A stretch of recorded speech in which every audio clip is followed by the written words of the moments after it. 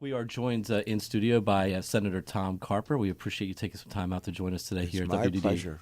I have to start with the sequester, Yes, which sir.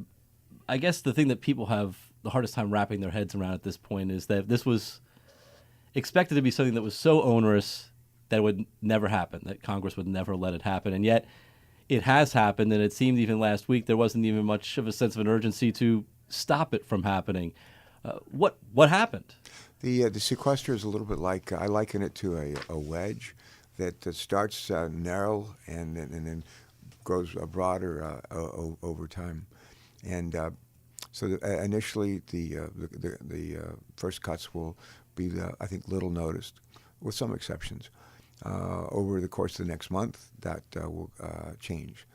And what I've been suggesting all along is that rather than lurch from fiscal cliff to budget debt ceiling crisis to sequestration to a government shutdown, this is crazy. It's inefficient, wastes a lot of money, and what we need to do are really three things to just put this stuff to rest and move to more sustainable fiscal policy. Number one, we need some additional revenues. When we had four balanced budgets in a row, when Bill Clinton was president, federal revenues as a percentage of gross domestic product were about 19 to 20%. Last year, federal revenues as a percentage of gross domestic product ranged between 15 and 16%. The second thing we need to do, we need, the president's call for this entitlement program reform. Over half of our federal spending is for our entitlement programs. And he said we need to reform the entitlement programs to save money, not savage older people or poor people, and to preserve these programs for the long haul. I think we can do that. We should do that. The third thing we need to do is look at everything we do in federal government from A to Z, from agriculture to transportation, everything in between, and ask this question: how do we get a better result for less money? For everything. Mm-hmm. So those are three things we need to do, and we need to do those sooner, and we need to do those probably over the next month or so, month or two, as we debate a budget resolution for the next fiscal year, and rather than just sort of giving up on it, actually put that kind of plan in place. Is that next month or two also crucial in terms of making sure that the more onerous of these cuts don't come into effect? That's true. I believe, as an old governor, I believe it would be appropriate to give the chief executive some discretion to pick and choose between certain programs that are more crucial, more necessary, those that are less so. In some cases, which programs have served their purposes, and you just pull the plug on them. Not everyone in the Senate, Republican or Democrat, shares that view, but I think that at this point in time, some flexibility is in order.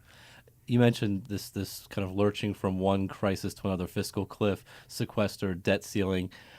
How much does that impact getting other things done in Congress? Does that take away from the opportunity to work on other things? Well, it in some cases sucks the air out of the room, and instead of focusing on some of the things we need to, cybersecurity, border security, fixing the postal service, a bunch of other things we need to be focused on. It distracts our attention. We need to have a good debate. We need to have an open dialogue. We need to have people suggest all kinds of ideas. I'm one, along with Chris Coons, our senator, John Carney, our congressman, who believe that the Bowles-Simpson Deficit Commission gives us a pretty good roadmap to way back to fiscal responsibility. And my hope is we'll have the opportunity in the Senate and in the House to offer that as an alternative during the budget resolution debate next month, and see if we can get some votes for it, hopefully a lot of votes for it. It's a kind of approach where we do $4 to $5 trillion worth of deficit reduction over the next 10 years, about two-thirds on the spending side, roughly one-third on the revenue side. I think it's a good approach. It's a balanced approach. You mentioned cybersecurity, postal service. Those are some of the issues that's before the committee you chair, Homeland Security, Governmental Affairs. You're settling into that role now. You mentioned those issues. Let's hit them one by one. This week you do have a hearing scheduled, correct, on cybersecurity. Yes, what is the focus of that hearing? Well, the administration, let's back up to last year. The Congress tried to pass, with the leadership of Senator Joe Lieberman, Susan Collins, Jay Rockefeller, Dianne Feinstein, and yours truly, a comprehensive cybersecurity plan to strengthen our critical infrastructure, which includes electric grid, utilities, water systems, sewage systems, air traffic control systems, banking systems, pipelines, our critical infrastructure that we need to secure from attack from abroad, financial institutions. We got a majority of votes in the Senate for it, but not 60 votes. So Joe Lieberman's gone, Susan Collins is off the committee, and now Senator Rockefeller and myself, Dianne Feinstein from California, along with Republicans like Tom Coburn from Oklahoma, will lead the charge and see if we can't figure out what to do. The administration, the president, meanwhile, a week or so ago, has put on the table an executive order which allows him to use his executive powers to do part of what needs to be done, but not all of what needs to be done. It's a little bit like, if you will, Medicare. People are, when they're eligible for Medicare, it doesn't cover all their medical expenses, and a lot of people go out and buy a Medigap plan, like to fill in the gaps that are left in Medicare. And I liken the president's executive order to Medicare. Now, what we in the legislative branch have to do is put in the Medigap to fill in the holes that he's left. Is the difficulty there kind of reconciling a lot of different opinions? I know that the House had kind of one view, and they're working almost on one track. You obviously had the bill that you were working on in the Senate.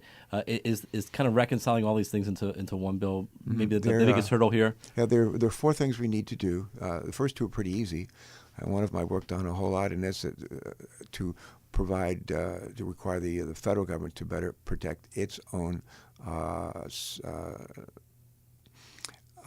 information technology systems, our sensitive information. The second piece is to better ensure we have the workforce, trained workforce, to do this work, and not only the military side but the civilian side, and to grow our own talent in that regard. There's pretty broad agreement on both of those. On how do we go about protecting our critical infrastructure? Right. There are concerns by some in the business community in the U.S. Chamber of Commerce, not by all, but some concerns that what are meant to be a voluntary process where key stakeholders are part of the critical infrastructure, including electric grid, utilities, and a banking system and so forth. They're concerned that what we're really hoped to be a voluntary process of them identifying best practices to protect their our critical infrastructure, that will somehow become a mandatory system. So that's a concern. How do we address those reservations from some in the business community? The second piece is that we encourage those that are under attack by hackers from all over the world, criminal elements, sovereign nations, and so forth. How do we always try to protect privacy rights for the people in our country? So it's not easy. We can get this done. Not as easy as frankly as the Postal Service. What I was going to mention, the Postal Service. The Postal Service, we worked on this for now like 2 years. So. Do you feel like moving to the Postal Service? Obviously, when the Postal Service came out and said recently that they were going to cut off Saturday service, do you think that that's maybe created some urgency that, for whatever reason, wasn't there before? You would think that the numbers would create urgency, but does this Saturday service seem to maybe create some more urgency with people then, or at least focus on it? Yeah, in the bipartisan legislation that we passed about 11 months ago in the Senate, we allowed the Postal Service to go from 6-day-a-week service to a 5-day-a-week service, and really it will be about another year or so, year and a half from now. To the extent that the Postmaster General said we'd like to move sooner, and he thinks they have the authority to do that, it does put a greater sense of urgency on that. But he said, let's start going, the Postal Service will start delivering 5 days a week, except for packages, parcels, and that sort of thing on Saturdays. But he would like to do that in early August. If we haven't passed postal legislation signed by the president well before the end of August, we have failed. And there's a pretty good idea what we need to do. The House never passed legislation last year. That's kind of impeded our ability to find a compromise. But we did have private negotiations with the House, Democrats and Republicans, and I've held a hearing last month that had very good participation, Democrat and Republican, the Postmaster General, General Accountability Office, a bunch of stakeholders, including the business community and the employee representatives. There's a way forward, and I think we're starting to realize what that is. Wanted to move to offshore wind. You were involved in introducing a bill on Friday to create some tax credits for development of offshore wind projects. Tell us a little bit about those credits and I guess what they mean specifically for the NRG Blue Water Wind project that's kind of been hanging out there on the Delaware coast, but has not been able to move forward. Roughly a year ago, Senator Congressman Carney and I co-hosted in Washington a summit on offshore wind. They've in Europe, they've been harnessing the wind for, 20 years, over 20 years, to create electricity offshore as well as onshore. Here in this country, we've gotten to be pretty good at creating electricity from onshore wind. We have yet to deploy our first offshore windmill farm, about 20 years behind the Europeans. The difference between the wind at sea, and I'm an old Navy guy, and I remember this pretty well, but the difference between the wind at sea and the wind on the land, wind at sea is usually pretty good. We don't have a lot of days out in the ocean where the wind is like calm or five knots of wind. It's usually pretty good. There's an area right off about 12 miles east of Rehoboth Beach where the wind blows just great most of the time, and really good area for harnessing the wind and turning it into electricity. There's a huge need for electricity in the Northeast Corridor, Mid-Atlantic Northeast Corridor. A lot of vehicles that could be powered by electricity, and we have the ability to create that fuel, if you will, not gasoline or not diesel fuel, but the fuel would be electricity from offshore wind. It's clean, creates a lot of jobs, has potential for creating a lot of jobs in this country. The way our investment tax credit, there's already a production tax credit in place, which says if for onshore wind electricity producers, windmills, they for every kilowatt they produce, there's a couple of cents in a production tax credit that is available to them. That doesn't help us offshore because the startup costs for putting in place an offshore windmill farm are a lot greater than windmill farms onshore. So what we've suggested, Senator Collins and I have suggested, she's a Republican from Maine, what we suggested is that if for every $100 that would be spent by offshore windmill for offshore windmill deployment, for every $100 there would be a $30 tax credit to whoever's doing the deployment. And we wouldn't do this forever, but basically the first 3,000 megawatts of generation capacity offshore would be eligible for the credit of $30, 30%. After that, it would go away, and the industry would have to stand on its own. Does that speak directly to the NRG Blue Water project? Because they do have the lease off there from the START program, and one of the issues that they had said when they were when the program kind of stalled was that they couldn't find investors. Does this kind of directly speak to that issue? Out of the summit that we had on roughly a year ago on offshore wind, one of the things we heard from all the folks that were gathered there, and the utility companies, the offshore wind industry, investors, and all, they said, in order for this actually to take life and to actually occur, we need an investment tax credit that will actually incentivize these projects, not forever, but at least for a while.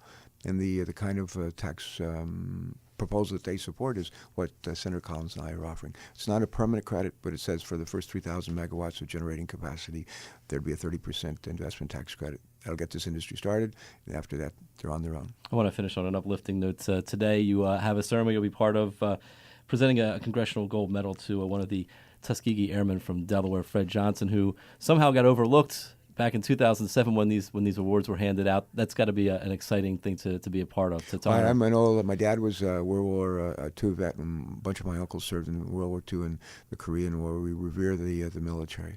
And I spent about 23 years of my life as a naval flight officer, active in reserve duty. Served some time in Southeast Asia. Anytime we can honor a person who served our country with courage, with bravery, and maybe not been recognized for that, one of the joys of my work and for our congressional delegation is to learn of this oversight and to rectify it. And in this case, we have the opportunity to do that with Mr. Johnson, and we're excited about doing that. It'll be a great day for him, for his family, and I think for our state. All right. Senator Tom Carper, thank you so much for joining us in the studio today. Thank you. Thank you. It was fun.